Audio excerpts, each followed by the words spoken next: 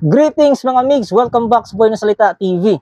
So ito na naman tayo sa ating segment na Tanong Mo, Sagot Ko. Susubukan kong sagutin yung mga tanong with regards to spiritual teaching at saka esoteric matter.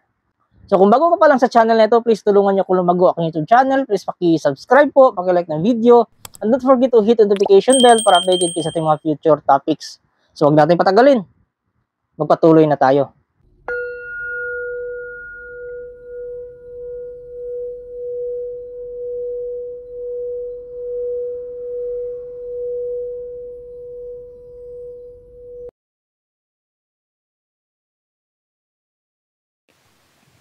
Ang unang tanong ay mula kay Smart Zion. Paano po sisimula ang meditation para makapag-astral travel at ang mga risk sa pagsagawa nito? So, ang pinaka dapat na basic na malaman mo yung mag-shield ka muna sa sarili. Napaka-ambisyoso mo naman. Hindi mo pa nga alam kung paano mag-shield sa sarili. Mag-astral ka na. Hindi sa pag-alis ng kaluluwa mo, bakante na yung katawan mo. So may makakapasok na doon. Ito mga ganitong mindset. Ito yung mga walang purpose sa buhay. Ito yung mga taong walang direksyon ng buhay. Una, alamin mo muna sa sarili mo kung bakit gusto mong mag-astral. Baka kung ano-anong kalokohan yung nasa isip mo. At saka yung mga taong gifted talaga na nakakapag-astral travel, hindi naman nila sinasadya yun eh. Hindi nila yun pinapag-practicean. Although pwede mong pag-practicean, pero yung mga taong yun, gifted talaga. Destiny nila, kapalaran nila dito sa universe na ito na matutunan ng astral travel. It's because meron yung purpose. Kadalasan sa purpose nun, related sa kanilang past life.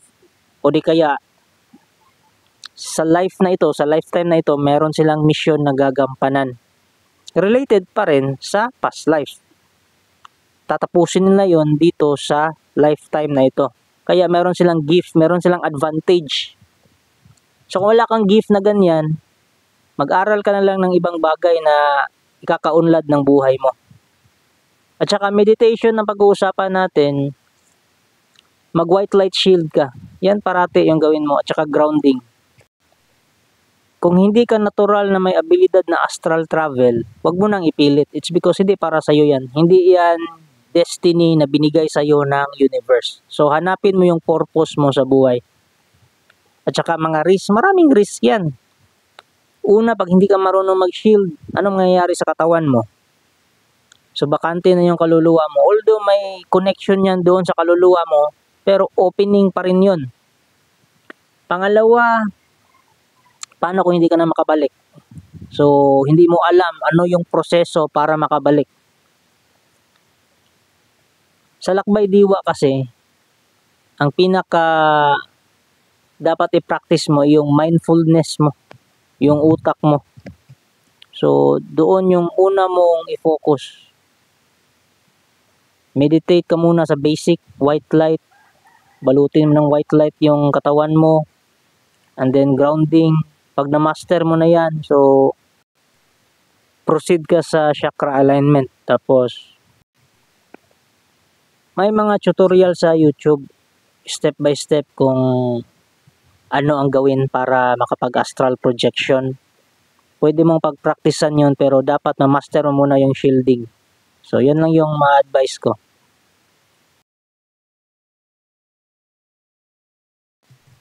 Ang second question ay mula kay George Gapus. Good day. Ang King Solomon ring meron sa Amazon. Ang mga nakaguhit sa ring, may translation ba ito sa English at pwede gumamit ba ang Catholic? Guide us please. Thanks a lot. Real talk lang tayo ah. Yung mga ring of Solomon sa online, walang silbi yan. Hindi yan gumagana. Iisa lang ang Ring of Solomon at yun ay bigay ng Sabaoth kay King Solomon. Heavenly host. Yan yung meaning ng Sabaoth. So, iisa lang yun. Yung mga makikita mo dyan online, replica na lang yan. At hindi pa nga tayo sigurado na yun talaga yung mga kumpletong letra na nakaukit doon. Siyempre may tinago yan. So huwag kayong maniwala sa mga nagsasabi, nagtestimony na napapagana daw nila ang Ring of Solomon. Batukan ko kayo dyan eh. Ito yung isipin nyo ha. Tulad din yan ng mga mutya sa social media. Mga replika na lang ng mga tunay na mutya. Kaya nga tinawag na mutya, it's because nag-iisa lang siya. So ganyan din, ang Ring of Solomon, iisang bagay lang yan. Nag-iisa lang siya. Bigay yan ng heavenly host kay King Solomon para matapos niya ang pag-build sa Temple of Jerusalem. So, maaaring magkaroon ng replika pero hindi na magkakaroon ng bisa na same as the original ring. Yung mga maririnig niyo sa mga kwentong YouTube, kwento na lang yan.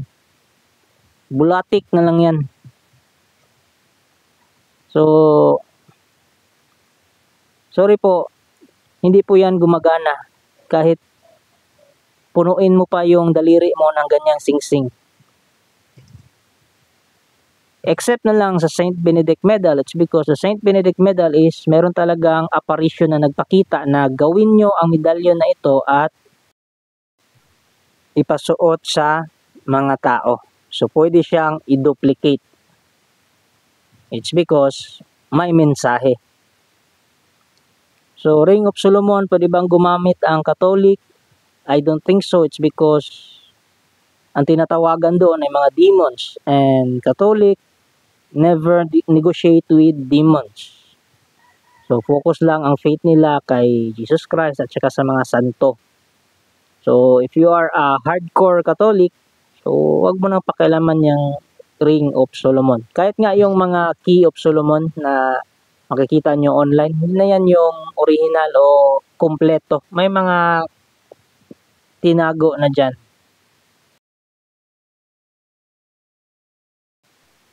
Migs, good evening. So, tanong ko lang sana, pwede bang gamitin pamahid sa medalyon, mutya, at sa amulet ang langis na gawa mula sa isang mata, isang bibig na ginawa sa Biyernes Santo? So, anong meron pag ginawa ng Biyernes Santo? Wala. Magkakaroon lang yan ng big deal kung ginawa mo sa Biyernes Santo at alam mo yung saktong usal sa pagbasbas o saktong ritual sa pagbasbas. Ginawa nga sa Biyernes Santo pero wala namang basbas o walang ritual, ordinaryong oil pa rin yun.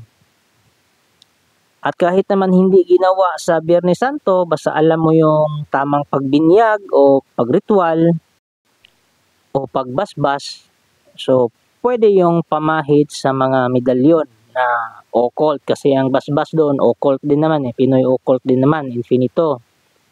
So pwede yon sa mga amulet o mga medalyon na linyada sa infinito Diyos na belief system. So kung Catholic ka, so gamitin mo yung holy oil or exorcise oil.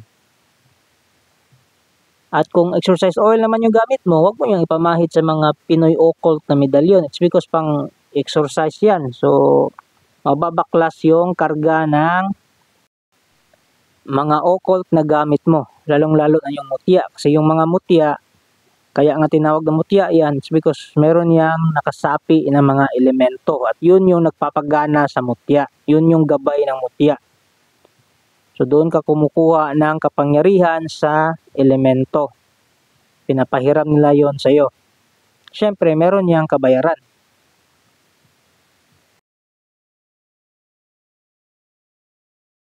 Ang fourth question ay mula kay Don Norte. Sir Migs, tanong ko lang. Totoo ba ang reincarnation? Bakit wala tayong maaalala kahit isa sa past life natin? Parang ang daya naman. Ganito yan, Mix. Yung mga bata, meron pa nga yung third eye yung mga bata eh. At meron pa silang access sa kanilang past life. Pero habang nagkakaedad ka, nawawala yun, it's because napapalitan yun ng mga bagong memorya. Pero, hindi mo yan talaga totally nakakalimutan. Nakasave yan sa Akashic Record. Kung alam mo kung paano mag-meditate at ma-access ang Akashic Record mo, pwede mong makita ang past life mo. At kung hindi mo kayang mag-meditate ng ganon, may mga tao na kayang mag-meditate ng Akashic Record, kayang mag-meditate para ma-access ang Akashic Record, tutulungan ka nila. Pero hindi yan basta-basta, mataas na proseso yan, at saka hindi lahat ng memory mo ay nare-recover. It's because napakalawak ng Akashic Record, lalong-lalo na pag maraming beses ka na talagang nabuhay dito sa Earth o sa ibang planeta or sa ibang dimension ka na reincarnate or na rebirth.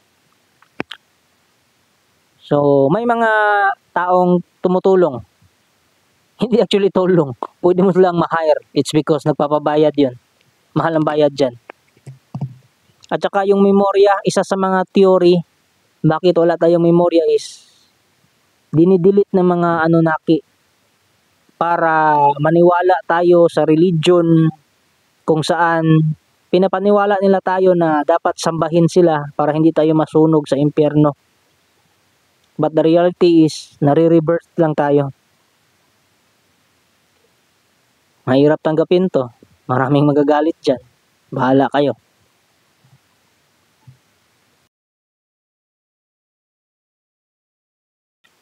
Ang last question ay mula kay Stipot Ghost Adventure. Magandang araw po, Lods. Para saan po ba gamitin ang Yeshua HaMashiach Emmanuel Salvador del Mundo? So, sa mga Pinoy occult yan, pinaniwalaan nila na yung Yeshua HaMashiach is susi yan ng mga orasyon, lalo na sa Sator. At saka, yung dinugtungan muna ng Emmanuel Salvador del Mundo, so pangkaligtasan na yan. So, yan yung gamit niya. Sa Pinoy occult yan, hindi yan sa mga galing sa simbahan. So, yan yung kanilang version or tawag kay Jesus Christ. Imbis na Yeshua, yung HaMashiach is galing yan sa salitang Messiah. So, dinagdagan lang nila para magtunog siyang Hebreo o Jewish. Pero ang totoong bigkas talaga sa Messiah is Mishak, hindi HaMashiach. So, I hope na gets mo yung point. So, yun lang po. So, ayun mga migs, kung kayo po ay may karagdagang mga tanong, hindi kaya meron kayong follow-up na sagot. So, i-message nyo lang ako sa aking FB page na Buhay na Salita TV o di kaya i-comment nyo lang dyan sa comment section. And kita-kits po tayo on the next topic. Yun na po. Thank you.